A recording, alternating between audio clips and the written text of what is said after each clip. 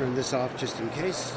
I'm here at Abilities Fest. This is Jill from TSC Talks, and I am with David Korse, and he is the president and CEO of Abilities Expo. And I'm just going to ask a few questions. Hi, David. Hi, how are you? I'm well. How is it going so far this year? It's going great. On Friday yesterday, we beat last year's attendance record by over 30%. And I know folks listening to this won't be able to look around, but as you look around, the floor here is jam-packed. The people are here having a good time, getting answers to their problems, and so far it's a good show. That's awesome. So as far as this particular expo, anything that you want to highlight? I think the things that people are having the most fun with, we have a 25-foot high adaptive climbing wall. I saw that. That's awesome. That anybody can climb, whether you're able-bodied or have a disability. The events in our event arena and the workshops are happening all the time, all the way through tomorrow on Sunday. And there'll be some products here that you've never seen before, assigned to make or designed to help make it easier and create more independence for people with disabilities. Yeah, I've been really impressed with the vendors, really friendly and willing to, give all the details about what they have to offer. Tell me a little bit about how it is putting something like this together. Well, it's fun. It takes us about 14 months to put together each event, and we have 8 of them. So each of the 8 is in a different stage of development all the time. But as long as you have a list of things you've got to do and a calendar so you know when they have to be done, you just kind of divide and conquer and follow the list, and suddenly it's time to be at the show, and here we are. Wow. So you're that organized, being organized. It's a myriad of minutia. There's so many little things. Well, think about packing for a trip. You think about what clothes to take and not forgetting your toiletries and a book to read. It's kind of like that, having all of those things. Yeah. And how did you get into this business, so to speak? I know you mentioned to me when we spoke, but just for our listeners. Sure. Well, my business partner Lou and I both come from the exhibition organizing business. We've been doing trade shows and conferences for 35 years. We discovered Abilities Expo in 2008, and the business was for sale, wasn't doing very well. We fell in love, thought it was the coolest thing we'd ever seen. We were able to find a way to buy it. There were 2 shows a year then, and now we have 8. So it's going the right direction. So what did you change to make it develop like that?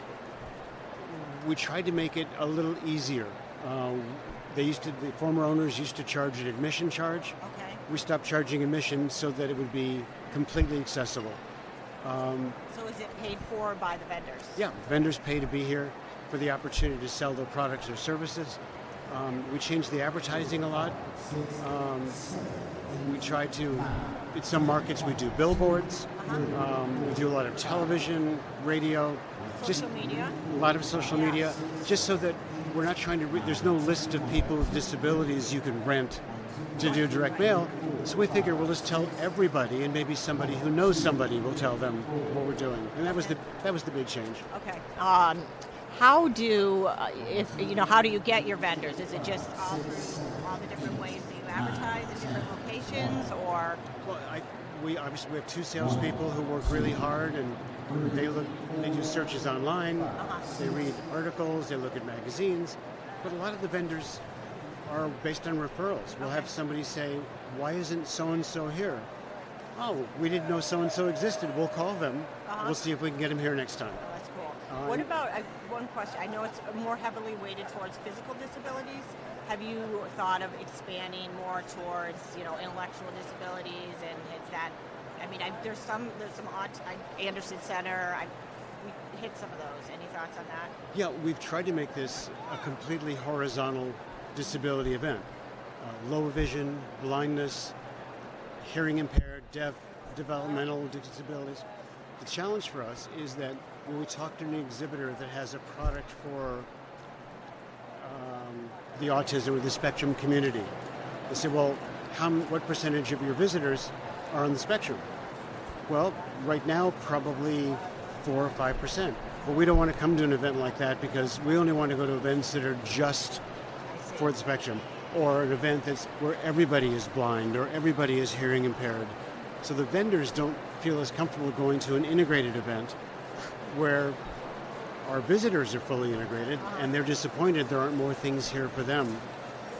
Physical disabilities are more easily identifiable in the marketplace. The wheelchairs, accessible vans, durable medical equipment, and so those companies are more willing to make the investment, so there are more of them here. It just sort of self-defines.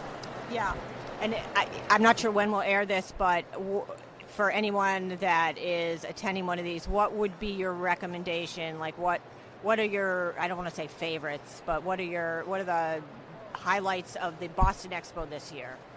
Well, for Boston this year, I think we always have a different workshop program that changes from event to event, and a different program in the event arena. But all the events are different each time.